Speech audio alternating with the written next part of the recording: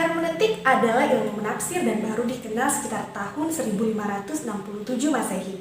Namun, prinsip-prinsip hermeneutik sebenarnya sudah dikenal sejak zaman diaspora, yaitu pada masa pembuangan bangsa Israel. Oleh karena itu, untuk mempelajari sejarah hermeneutik, kita harus kembali paling tidak 5 abad sebelum kelahiran Kristus, yaitu pada masa sebelum Masehi. Hermeneutik Yahudi memainkan peranan yang sangat penting dalam sejarah penafsiran. Nah, periode ini dimulai sejak zaman Ezra. Metode yang digunakan dalam hermeneutik Yahudi ini didominasi oleh metode harafiah dan juga metode alegoris. Sejarah hermeneutik Yahudi dimulai sejak zaman Ezra, yaitu sekitar abad 457 sebelum Masehi. Pada masa itu, orang-orang Yahudi berada di pembuangan dan mereka berusaha untuk mempertahankan diri mereka dari pengaruh-pengaruh orang-orang kafir yang berada di pembuangan. Nah, mereka ini akhirnya menciptakan pusat ibadat baru yang merupakan penggiatan atau pendorongan kembali pengajaran dari kitab-kitab Taurat. Pengajaran Taurat inilah yang menjadi sumber penghiburan dan kekuatan untuk bangsa Israel, serta upaya untuk mempertahankan iman mereka dari pengaruh-pengaruh orang-orang kafir. Ezra dan kelompok para imam pada masa itu berusaha untuk menghilangkan gap bahasa dalam mempelajari Taurat ini, yaitu dengan menerjemahkan kitab-kitab Taurat ke dalam bahasa Aram. Karena orang-orang Yahudi di pembuangan rupanya sudah tidak bisa lagi berbahasa Ibrani. Nah, usaha penerjemahan ini juga disertai dengan suatu eksposisi, karena mereka juga harus menjelaskan isi dari kitab-kitab Taurat ini yang sudah mereka terjemahkan, khususnya tentang pelaksanaan hukum-hukum Taurat. Oleh karena pemikirannya yang luar biasa inilah tentang penafsiran, Ezra disebut sebagai Bapak Hermeneutik pertama. Terdapat di dalam Ezra 8 ayat 15-20 dan Nehemia 8 ayat 1-8. Tempat ibadah sinagoge. Untuk menunjang pemulihan kembali pengajaran kitab-kitab Taurat, didirikanlah sinagoge ini di tanah pembuangan untuk menggantikan tempat ibadah bait suci yang ada di Yerusalem. Nah, fungsi dari sinagoge ini adalah sebagai tempat orang-orang Yahudi berkumpul untuk menaikkan doa, pembacaan Taurat, dan mempelajari Taurat. Juga sekaligus menjadi tempat bagi bangsa Israel untuk memelihara tradisi Yahudi. Sinagoge Agung zaman Ezra ini menetapkan beberapa perayaan pasca Musa yang mengatur upacara di sinagoge, termasuk pembacaan serta eksposisi ayat-ayat Alkitab secara sistematis. Nah, karena kebutuhan akan pengajaran, maka orang-orang Yahudi menetapkan sinagoge-sinagoge setempat di berbagai kota yang berfungsi di bawah Sanhedrin. Ahli Taurat. Pada mulanya ahli Taurat adalah pejabat militer. Mereka adalah penyalin dan petugas yang sah untuk memberikan penjelasan rinci tentang ayat-ayat Alkitab. Pada zaman Kristus mereka juga telah terkenal sebagai ahli Taurat. Penafsiran dan penjelasan mereka ini diakui secara resmi atas hukum Taurat. Berbagai aliran penafsiran. Melihat pentingnya mempelajari kitab-kitab, maka dalam perkembangan penafsiran selanjutnya bermunculanlah sekolah-sekolah penafsiran formal. Di antaranya, satu sekolah Yahudi Palestina. Sekolah ini mengikuti tradisi yang dipakai oleh Ezra dalam menafsirkan kitab-kitab Taurat, yaitu menekankan pada metode penafsiran literal atau harafiah. Mereka menerima otoritas mutlak firman Allah dan tujuan utama mereka adalah menginterpretasikan hukum-hukum Taurat ini. Hasil-hasil penafsiran mereka ini kemudian bercampur dengan tradisi-tradisi yang berlaku pada zaman itu. Sehingga tulisan ini kemudian dikenal dengan nama tradisi lisan atau dalam bahasa Inggris the oral law. Tetapi sayang sekali bahwa tradisi lisan ini akhirnya diberikan otoritas yang sejajar dengan tulisan kitab-kitab Taurat. Pada abad 2 Masehi dikumpulkanlah seluruh tradisi lisan yang pernah ditulis yang disebut juga dengan Mishnah, yang artinya doktrin lisan dan pengajarannya. Dalam Mishnah ini terdapat dua macam tafsiran. Pertama ada halakha dan juga yang kedua hagadah. Halakha adalah penafsiran eksegesi resmi terhadap hukum-hukum dalam kitab-kitab Taurat yang bersifat sangat legalistik dengan memperhatikan sampai ke titik dan komanya.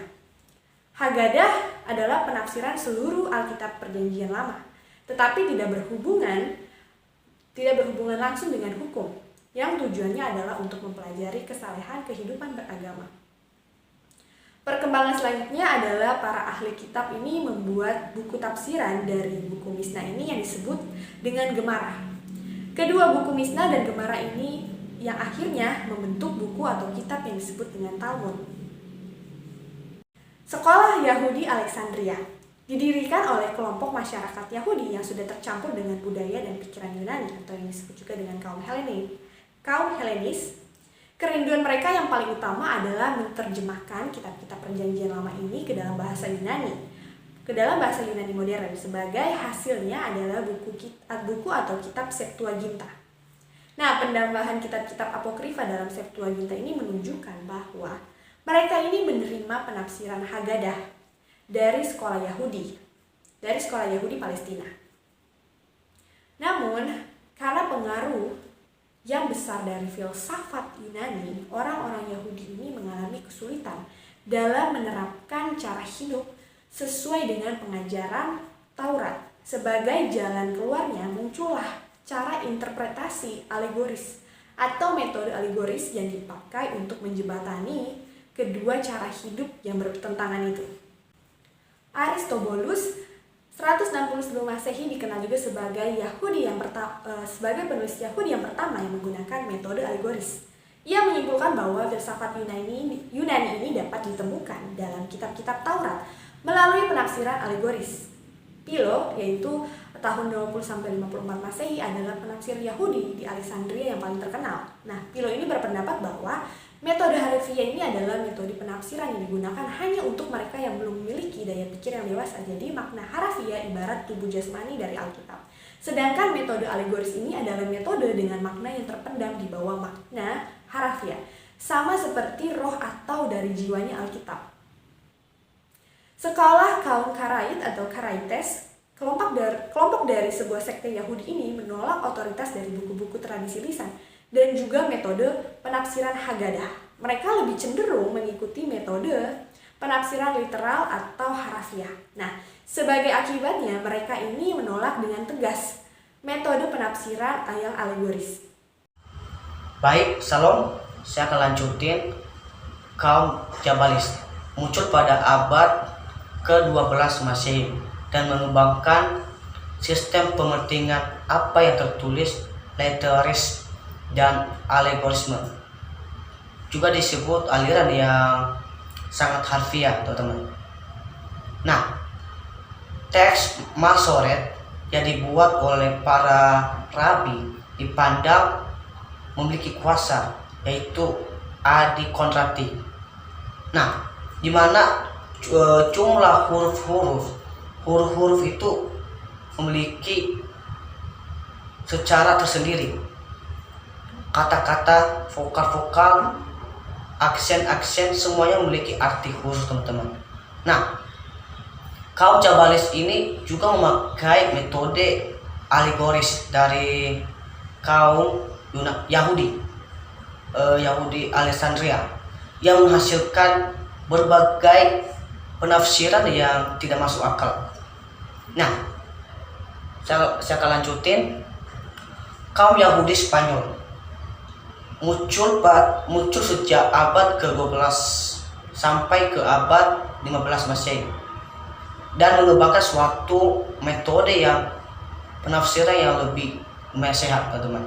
Nah, sehingga ketika gereja berada dalam situasi kegelapan, namun ada beberapa Yahudi Spanyol yang tetap memelihara imannya walaupun mereka berada di tengah-tengah penganiayaan sekalipun, mereka tetap bertahankan gitu.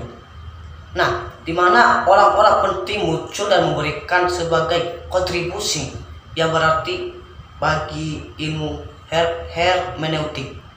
Nah, salah satunya Ibn Ezra adalah seorang sarjana yang terkenal dari golongan rabi yang menyokong penafsiran yang sepenuhnya berdasarkan gramatika.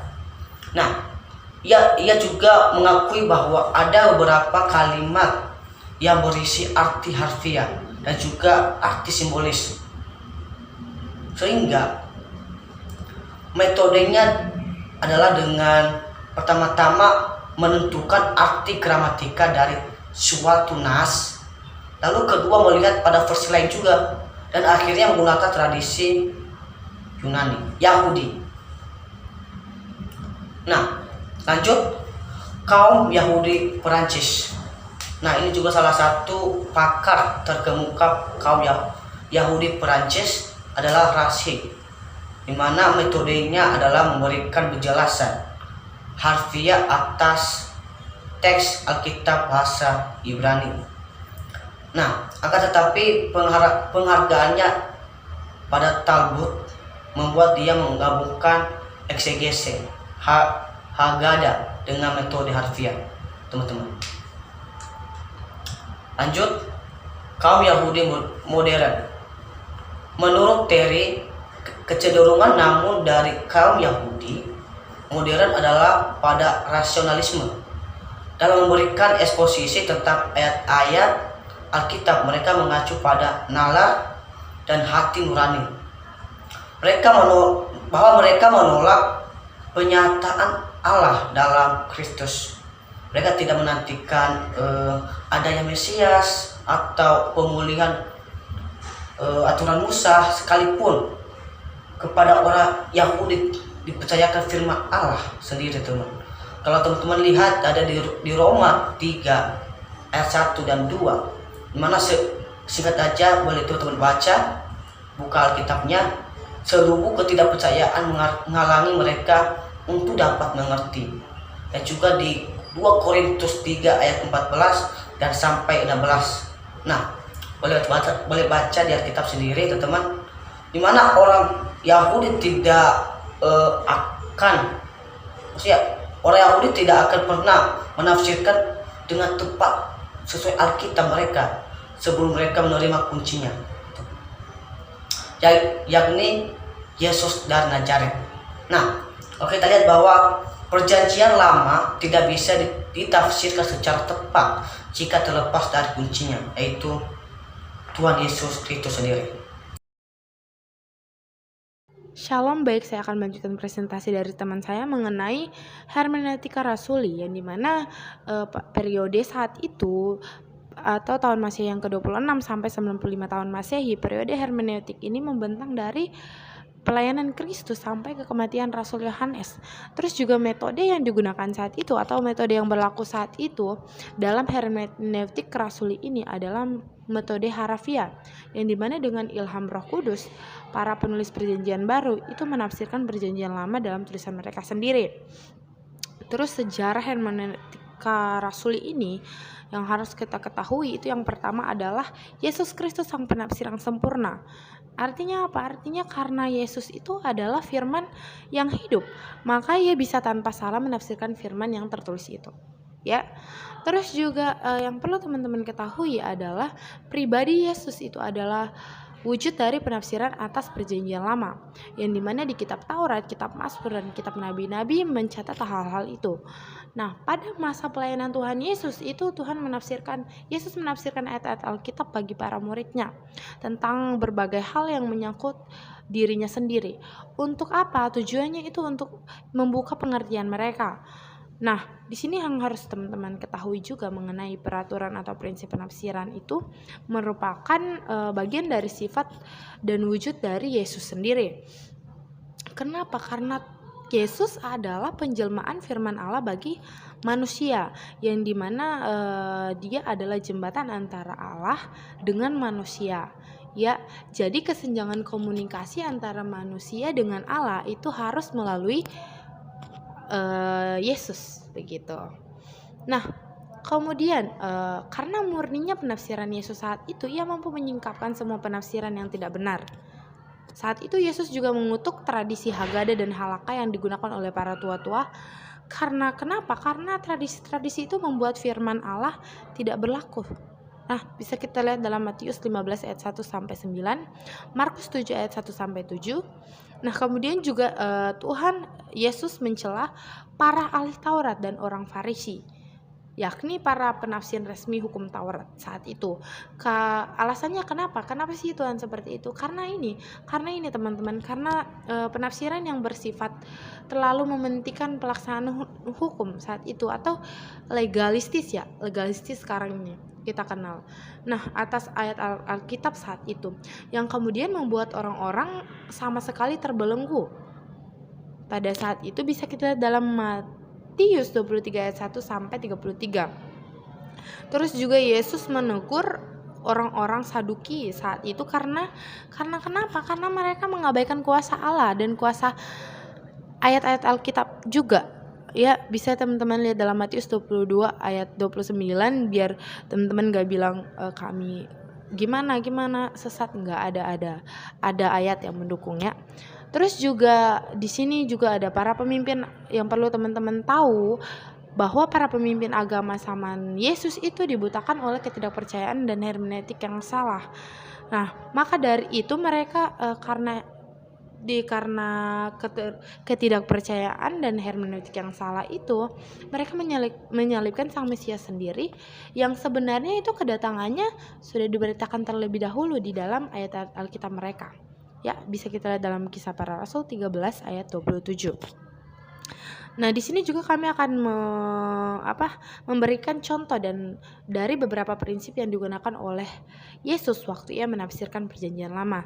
Di sini ada prinsip konteks Matius 22 ayat 41 sampai 46, yang dimana saat itu Yesus menafsirkan Mazmur 101 ayat 1 dalam kaitan dengan seluruh konteks Perjanjian Lama yang memperlihatkan keutuhan Mesias saat itu. Yang kemudian juga ada prinsip penyebutan pertama dalam Matius 19 ayat 3 sampai 9, yang dimana Yesus memakai penyebutan pertama tentang pernikahan saat itu yang dalam Kejadian 2 ayat 24. Tujuannya untuk apa? Untuk menafsirkan perintah Musa mengenai perceraian itu.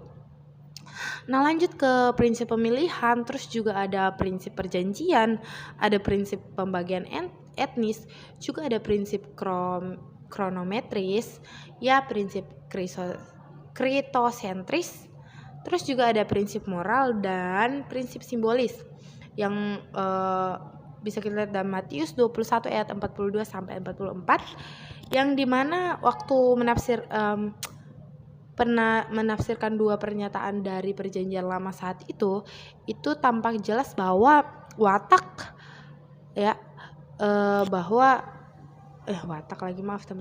bahwa Yesus menggunakan prinsip simbolis untuk mengacu pada batu itu sebagai simbol dari dirinya sendiri.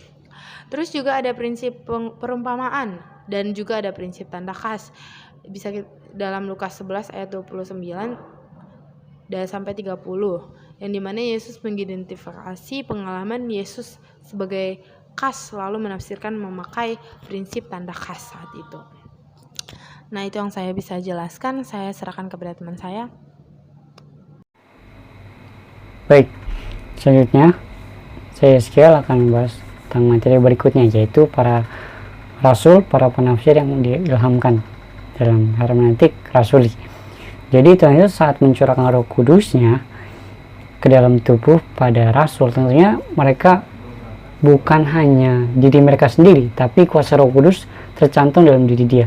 Artinya bahwa Roh Kudus ada dalam hidupnya dia.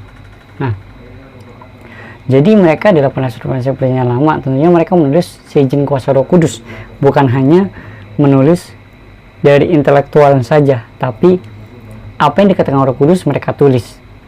Nah, jadi Paulus sendiri juga mengutuk fabel-fabel tradisi Yahudi, silsilah tanpa akhir filsafat Yunani dan Midras Yahudi. Nah, tentunya juga Paulus mengenal semuanya itu dan tanggapan pengetahuan tentang Allah dalam Kristus Yesus. Kita bisa baca dalam Kolose 2 ayat 8, bahkan di 1 Timotius 1 ayat 1 sampai 4. Nah, berikut prinsip prinsip praktis dalam Perjanjian Lama sebagai penafsir. Yang pertama, prinsip konteks dalam 1 Petrus 2 ayat 4 sampai 10. Dalam ayat 6, Petrus sendiri mengutip Yesaya 28 ayat 16, lalu menafsir dengan konteks Perjanjian Lama yang relevan dengan Perjanjian Lama. Nah, dalam Mazmur juga dijelaskan juga 118 ayat 22 dan Yesaya 8 ayat 14. Nah, lalu yang kedua, prinsip penyebutan pertama dalam Ibrani 6 ayat 20, lalu Ibrani 7 ayat 21. Waktu pernyataan dari Mazmur yang sebagian besar ditulis oleh Daud, yaitu pada pasal 110 ayat 4 mengenai imamat Melkisedek, penulis kitab Ibrani memakai penyebutan pertama mengenai Melkisedek dalam kejadian tersebut sebagai identitas diri. Lalu yang ketiga, prinsip penyebutan pokok secara progresif, yaitu ada Ibrani 10 ayat 37. Penulis kitab ini mengutip kitab Habakuk 2 ayat 4 dan kemudian mengambil konteks dan seluruh Perjanjian Lama untuk memberikan pengembangan dalam ayat tersebut. Nah, satu lagi, prinsip pemilihan, yaitu dalam Roma 9 ayat 6 sampai 13. Di sini Paulus menggunakan prinsip pemilihan untuk menafsir suatu kalimat dalam kitab Kejadian 21 ayat 12. Berbunyi, yang akan disebut keturunanmu ialah yang berasal dari Ishak. Dalam penafsiran di atas, berbagai kutipan yang terdapat dalam PL yang juga dalam PB jelas bahwa Yesus dan para rasul tidak mungkin salah menggunakan prinsip-prinsip hermeneutik. Tentu sangat berguna kalau orang mempelajari macam-macam periode sejarah penafsiran itu. Sekalipun demikian, yang tidak tertandingi nilainya adalah jika memperhatikan hermeneutik Yesus beserta para rasulnya.